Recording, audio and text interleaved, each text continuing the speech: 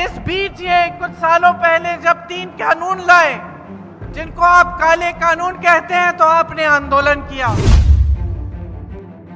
जब तक आप आंदोलन कर रहे थे, तब तक आपको देशद्रोही का दर्जा दिया, आपको आतंकवादी कहा। नावी मंच पर आकर आपको बड़ी बड़ी बातें बताएंगे, कह देंगे कि एमएसपी मिलेगा आपको, कह देंगे कि आपकी आमदनी दुगनी हो जाएगी, लेकिन सच्चाई यह है कि आपका इतना भी आदर नहीं है। इनकी सारी की सारी नीतियां बड़े खरबपतियों के लिए बनती हैं। ये जो 3 कानून लाने वाले थे, ये सिर्फ बड़े बड़े खरबपतियों के लिए लाने वाले थे। हर जगह आप देखें तो सारी नीतियां सिर्फ बड़े बड़े खरबपतियों की मदद के लिए बन रही हैं। 70 करोड़ नौजवान बेरोजगार हैं और बेरोजगारी 45 सालों में सबसे ज्यादा आज है। मोदी जी के राज में 30 लाख सरकारी पद खाली पड़े हैं। अगर मोदी जी ने किसानों को देशद्रोही और आतंकवादी का दर्जा दिया, तो पूरे देश की जो गोदी मीडिया, जिसको आप गोदी मीडिया कहते हैं, जो बड़े बड़े खरबपतियों की मीडिया है, शांति से आंदोलन कर रहे थे। मैं जब लखीमपुर खीरी गई तो मुझे गिरफ्तार किया, लेकिन उस मंत्री के बेटे को गिरफ्तार नहीं किया। मैं तो परिवार के सदस्यों से मिलने गई थी। नौजवानों के लिए हम गारंटी देते हैं कि जो पहली नौकरी है वो आपको एक अप्रेंटिसशिप के तौर पर मिलेगी, ताकि आप अपना हुनर बना पाए, और 1 लाख रुपए आपको सालाना उसके लिए भी मिलेंगे। आज मैं गुरु नानक देव जी की धरती पे खड़ी हूं, गुरु गोविंद सिंह जी की धरती पे खड़ी हूं। गुरुओं की धरती है, पवित्र धरती है मेरे लिए, शहीदों की धरती भी है, और मैं शहीद की बेटी हूं, शहीद की पोती भी हूं। यहां खड़े होकर आपको संबोधित करते हुए मुझे बहुत गर्व है, इस धरती पर, हमारे अपने देश पर और आप सब पर, जो इतने महान गुरुओं, संतों और इतने महान शहीदों के बेटे बेटियां हैं। देखिए, चुनाव का मौका है।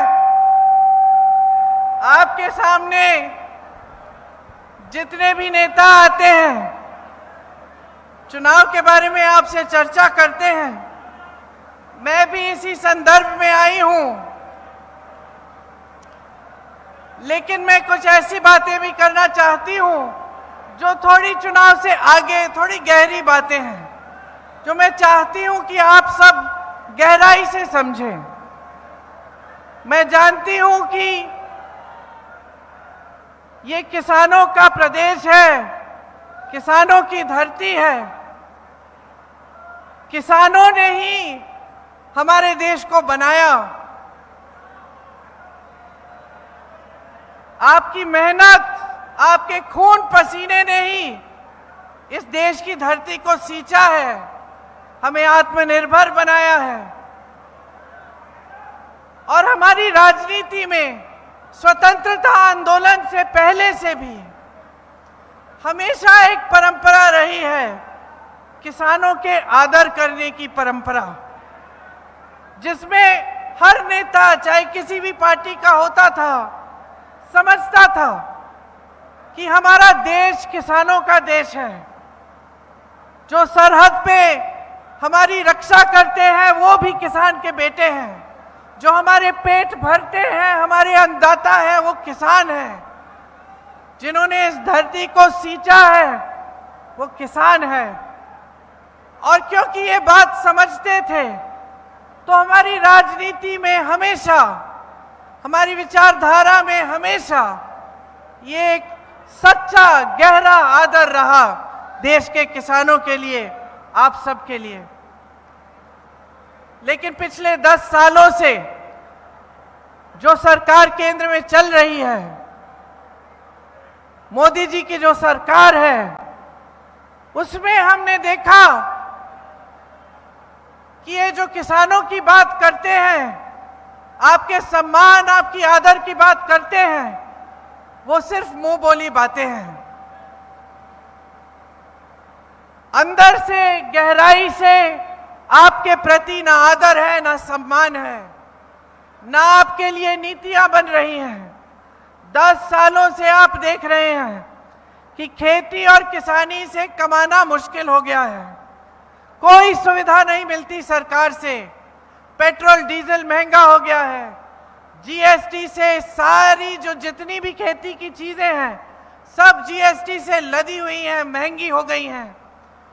खाद भी समय पे नहीं मिलता। एमएसपी इन्होंने बोला था कि देंगे, एमएसपी भी नहीं मिलता। इस बीच ये कुछ सालों पहले जब 3 कानून लाए, जिनको आप काले कानून कहते हैं, तो आपने आंदोलन किया। पूरे देश ने देखा कि देश का किसान एकजुट होकर दिल्ली तक आया है। आप दिल्ली में बैठे रहे, सर्दी झेली, सरकार ने बिजली काटी, पानी काटा, कांटे बिछा दिए आपके सामने। आप झुके नहीं, आप बैठे रहे, संघर्ष करते रहे। आप में से 600-700 किसान शहीद हुए, लेकिन मोदी जी ने पलकें नहीं झपकाई, बाहर नहीं आए। आपका आंदोलन चलता रहा, आप संघर्ष करते रहे। जब उत्तर प्रदेश का चुनाव आ रहा था, जब वोटों का समय आया, तब मोदी जी पीछे हटे।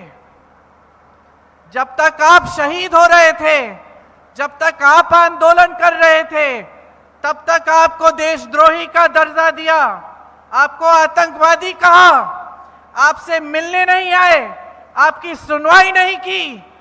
ये सोचा तक नहीं कि इस देश के लाखों किसान मेरे दरवाजे तक आए हैं। कुछ तो होगा इनकी बात में, होगी इनकी बात, कुछ तो सुनवाई होनी चाहिए।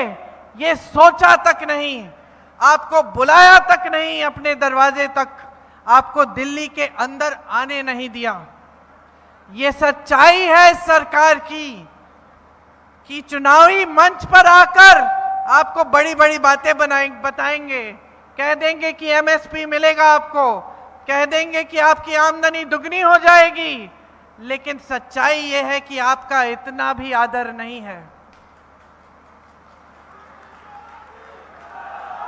सच्चाई ये है कि भाजपा के नेताओं को पंजाब का जज्बा समझ में ही नहीं आता। जो पंजाब ने इस देश को दिया है, जो आप सब ने इस देश को दिया है, सिर्फ खेती किसानी से नहीं, अपनी शहादत से, अपनी वीरता से, अपनी शौर्यता से, ये इनकी समझ से बाहर है। इसको समझने के लिए गहराई चाहिए होती है। इनकी सारी की सारी नीतियां बड़े खरबपतियों के लिए बनती हैं। ये जो 3 कानून लाने वाले थे, ये सिर्फ बड़े बड़े खरबपतियों के लिए लाने वाले थे। हर जगह आप देखें तो सारी नीतियां सिर्फ बड़े बड़े खरबपतियों की मदद के लिए बन रही हैं। आज अगर किसान संकट में है तो इनकी नीतियों की वजह से है। आज अगर महंगाई चरम पे है और सब तरस रहे हैं, मेरी बहनें दुकान जाती हैं, कुछ खरीद नहीं पाती, आपको अपने बच्चों की फीस भरनी पड़ती है, फीस नहीं भर पाते, आपको बच्चों की शिक्षा करानी है, वो मुश्किल हो गया है, बेटी की शादी करनी है, कर्ज लेना पड़ता है। हर तरफ से संकट ही संकट है, संघर्ष ही संघर्ष है। आज 70 करोड़ नौजवान इस देश में बेरोजगार हैं। 70 करोड़ नौजवान बेरोजगार हैं और बेरोजगारी 45 सालों में सबसे ज्यादा आज है। मोदी जी के राज में 30 लाख सरकारी पद खाली पड़े हैं, लेकिन इनको जब देखें तो बड़े बड़े मंचों पे दिखते हैं, बड़ी बड़ी बातें कहते हैं कि अर्थव्यवस्था बहुत मजबूत हो रही है, बहुत तेजी से आगे बढ़ रही है, तो मैं आपसे पूछना चाहती हूं कि अगर अर्थव्यवस्था इतनी तेजी से आगे बढ़ रही है, अगर देश में तरक्की ही तरक्की आ रही है, तो आपके जीवन में तरक्की क्यों नहीं आई है? तो आपके बच्चों को रोजगार क्यों नहीं मिला है? तो महंगाई इतनी क्यों हो गई है कि आप अगले दिन के बारे में सोच नहीं सकते कि किस तरह से आप गुजारा करेंगे? अगर देश इतनी तरक्की कर रहा है, तो यहां पे मैनचेस्टर जैसी जो स्टील की मैन्युफैक्चरिंग होती थी, वो ठप क्यों हो रही है? यहां जो चारा बनता था, वो आज थम क्यों गया है? यहां की जितनी भी इंडस्ट्री है, वो आज झुक क्यों रही है? जीएसटी थोप थोप कर उसको कमजोर क्यों किया जा रहा है? आज का मिडिल क्लास क्या कर रहा है, क्या कर पा रहा है? एक स्कीम नहीं है मिडिल क्लास के लिए, एक स्कीम नहीं है आपकी मदद के लिए, आपके लिए, राहत के लिए। आप सब संघर्ष कर रहे हैं। टीवी पे आपको दिखता है कि बहुत तरक्की हो रही है, लेकिन आपके जीवन में तरक्की नहीं दिख रही है।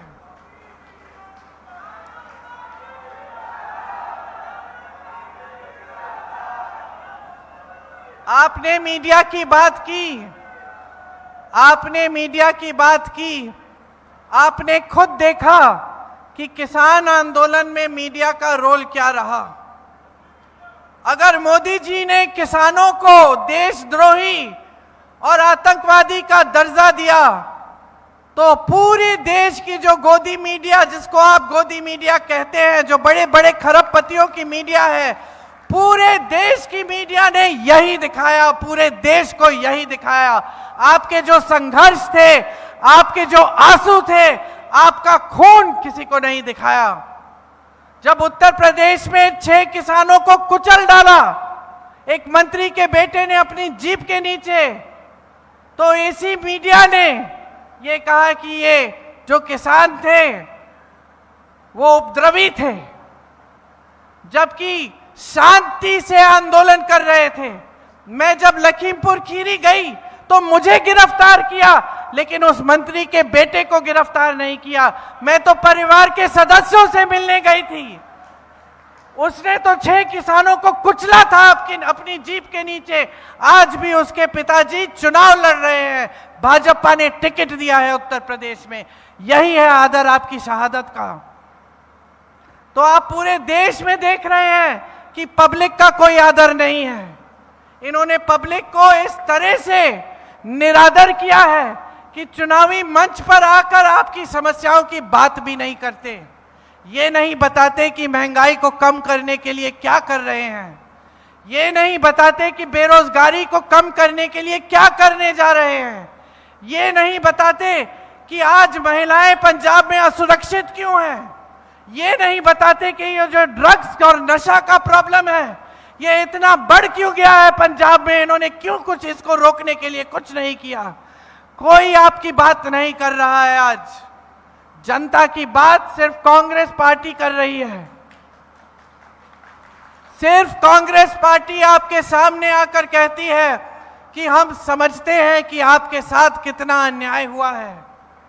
सिर्फ कांग्रेस पार्टी में एक नेता है राहुल गांधी, जो कन्याकुमारी से कश्मीर तक पैदल चला 4000 किलोमीटर और मणिपुर से मुंबई तक यात्रा की 4000 और किलोमीटर, सिर्फ आपकी समस्याओं को सुनने के लिए और ये समझने के लिए कि कहां कहां अन्याय हुआ है और इस अन्याय को हम दुरुस्त कैसे कर सकते हैं।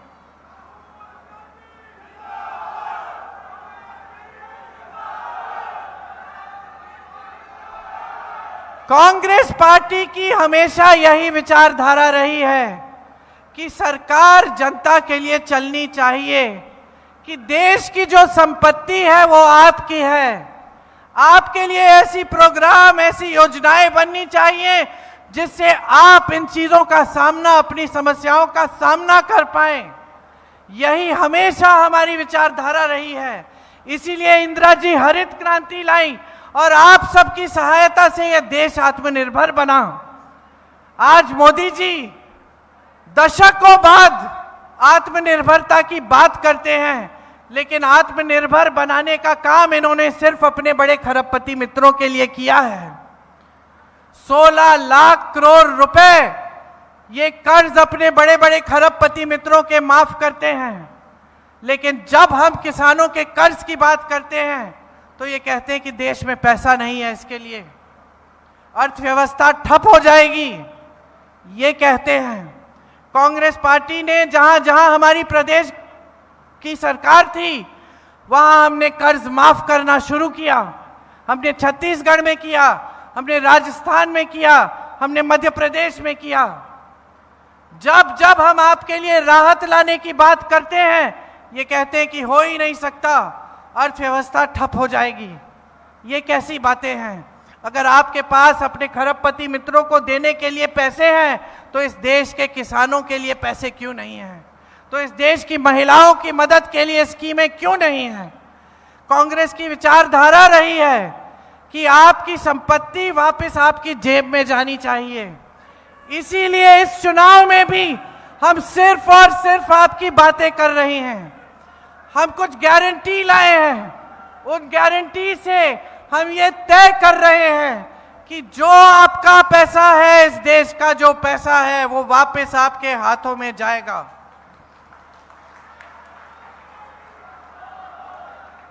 महिलाओं के लिए हर गरीब परिवार में जो सबसे बड़ी महिला है उसके खाते में सालाना 1 लाख रुपए, हर महीने 8,500 रुपए डाले जाएंगे।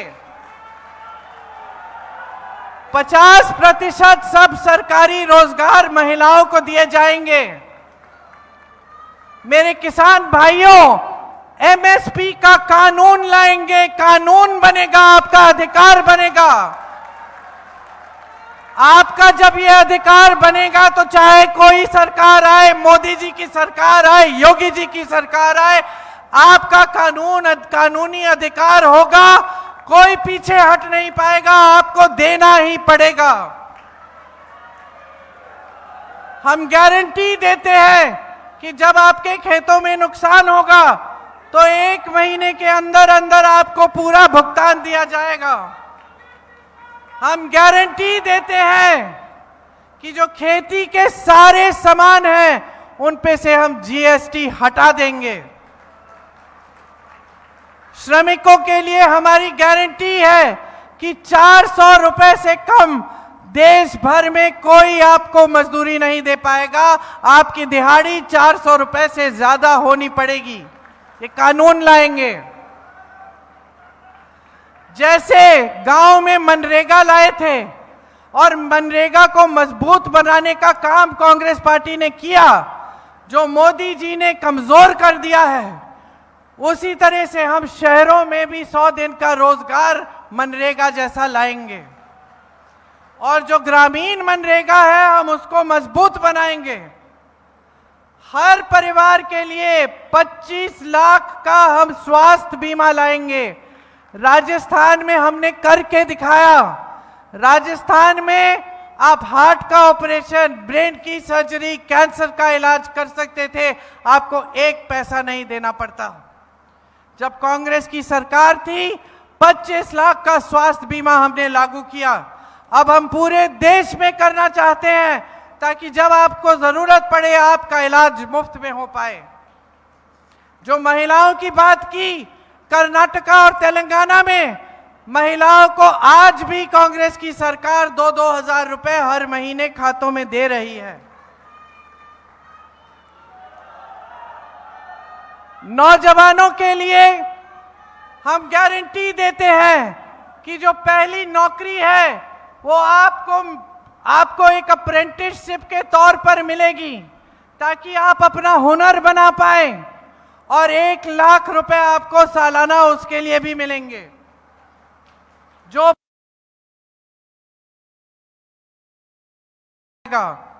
इसके साथ साथ 5,000 करोड़ रुपए का फंड नौजवानों के लिए होगा, ताकि आप अगर अपना कारोबार शुरू करना चाहें, एक मैन्युफैक्चरिंग का यूनिट, कोई छोटा सा बिजनेस, तो आपको सुविधा मिल पाए। मोदी जी के राज में 30 लाख सरकारी पद खाली पड़े हुए हैं। कांग्रेस पार्टी कह रही है कि सरकार में आते ही ये 30 लाख पद भरे जाएंगे। ये हमारी गारंटी है।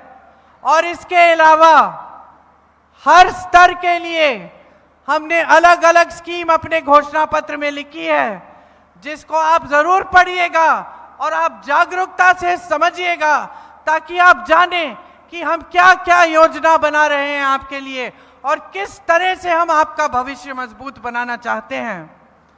आज हमारे देश में जो राजनीति हावी है वो सिर्फ अलगाव फैलाने वाली राजनीति है, वो सिर्फ आपसे फायदा उठाने वाली राजनीति है। सत्ता के लिए कुछ भी कर डालेंगे मोदी जी। और ये बहुत स्पष्ट हो गया था जब किसानों का आंदोलन चला था कि आपके हर संघर्ष को नहीं पहचाना, लेकिन जैसे ही चुनाव आने लगा, चुनाव की घबराहट से वोटों के लिए उन्होंने वो काले कानून हटा दिए। इसी तरह से उनकी सारी की सारी नीतियां, जो भी वो कहते हैं, जितने भी वो झूठ आपके सामने रखते हैं, जितने खोखले वादे करते हैं, जितनी हल्की बातें करते हैं, सब सिर्फ सत्ता लेने के लिए है। किसी भी तरह से सत्ता हासिल करनी है और सत्ता को हाथों में रखना है। चाहे आपकी चुनी हुई सरकारों को धन बल के आधार पर गिरा देना हो। आपने हिमाचल में देखा क्या किया, महाराष्ट्र में देखा, खुलेआम विधायकों को 100-100 करोड़ पकड़ा के चलिए आ जाइए भाजपा में। भ्रष्टाचार की बातें करते हैं। खुलेआम इन्होंने इलेक्टोरल बॉन्ड की स्कीम बनाई, जिसमें ऐसे ऐसे लोगों से चंदा लिया कि आप हैरान हो जाएंगे। गुजरात में एक पुल बना जो गिर गया, सैकड़ों लोग बह गए पानी में, उस कंपनी से चंदा लिया। जिसने हम सबको वैक्सीन लगाया, उस कंपनी से 52 करोड़ चंदा लिया। आज हम सब परेशानी में हैं कि क्या वैक्सीन थी। सारी रिपोर्ट आ रही है कि उस वैक्सीन से लोग अचानक गिर के मर भी गए।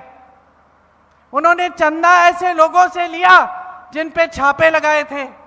अपनी एजेंसियां ईडी, सीबीआई, इनकम टैक्स का इस्तेमाल करके छापा मारा, चंदा लिया, छापे बंद हो गए। जो इनकी खिलाफत करता है, जो इनके खिलाफ आवाज उठाता है, आपने यहां देखा आपका जो अजीत अखबार है उसके साथ भी क्या हुआ। तो बहनों और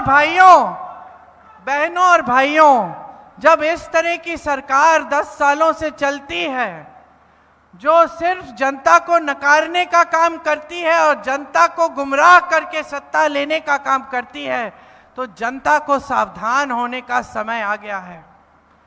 आपको सावधान होना पड़ेगा।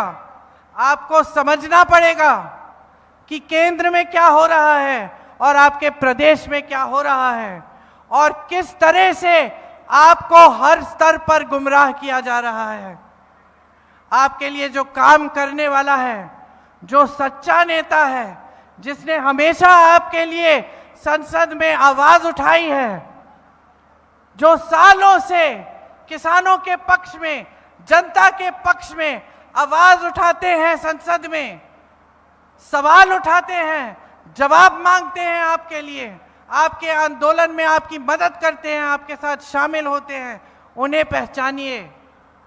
जो सच्ची राजनीति है, जो आपकी भलाई चाहती है, उसको पहचानिए। और इस बार जब आप वोट डालने जाएंगे तो पूरी सोच समझ के अपना वोट डालिए। ये वोट सिर्फ आपके लिए नहीं है, सिर्फ आपके बच्चों के भविष्य को बनाने के लिए नहीं है, ये पंजाब के लिए भी है, ये आपके कौम के लिए भी है, ये हमारे देश के लिए भी है। आज इन लोगों का अहंकार इतना बढ़ गया है कि अपने आप को ये बड़े बड़े गुरुओं के साथ अब अपनी तुलना करने लगे हैं। अहंकार इतना बढ़ गया है कि ये जनता के सामने आकर कहते हैं हम संविधान बदल डालेंगे, हम आपके अधिकारों और आरक्षणों को कमजोर करेंगे। तो इनके अहंकार को अब जगह दिखाने का समय आ गया है। चुनाव के दिन जब आप वोट डालने जाएंगे तो याद रखिए कि आपका जीवन संघर्ष क्या है, कि महंगाई से आप जूझ रहे हैं, कि खेती किसानी से आप कमा नहीं पा रहे हैं, कि कर्ज में इस देश का किसान डूब रहा है, कि इनका कोई भरोसा नहीं है मोदी जी का कि कल कैसे कानून लाएंगे जिससे सिर्फ इनके खरबपति मित्रों का फायदा होगा। आप सोचिए, जो कानून लाने जा रहे थे उनसे आपका कितना नुकसान होता। आपकी जमीन अगर छीनी जाती तो आप मुकदमा भी नहीं लगा पाते। आज हिमाचल के किसानों के साथ देखिए क्या किया है इन्होंने। सेब उगाते थे, देश भर में सेब जाता था, अडानी जी को सारे कोल्ड स्टोरेज पकड़ा दिए। ये काफी नहीं था कि देश के सारे बंदरगाह, सारे हवाई अड्डे, सारी बड़ी बड़ी कंपनियां, सारे कोयले के खदान, पावर, बिजली सब कुछ दे दिया। देश के सारे कोल्ड स्टोरेज भी इनको दे चुके हैं। हिमाचल में सारे कोल्ड स्टोरेज आज इनके हैं।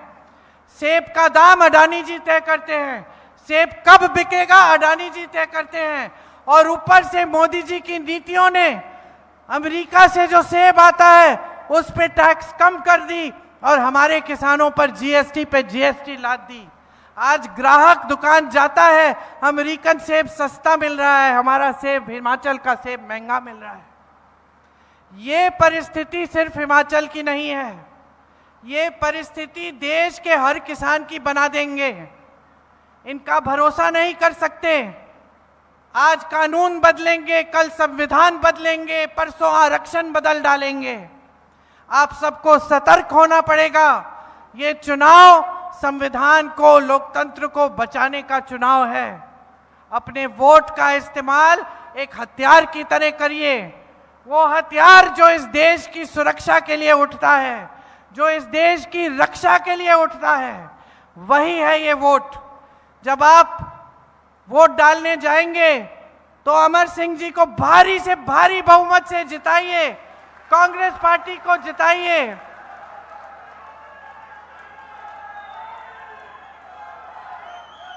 ताकि एक सही तरह की राजनीति फिर से आपके प्रदेश और आपके देश में आए, जो आपका आदर करे, इस देश के किसान को सर्वोपरि रखे और इस देश के किसान के लिए सारी नीतियां बनाए। धन्यवाद। जय हिंद।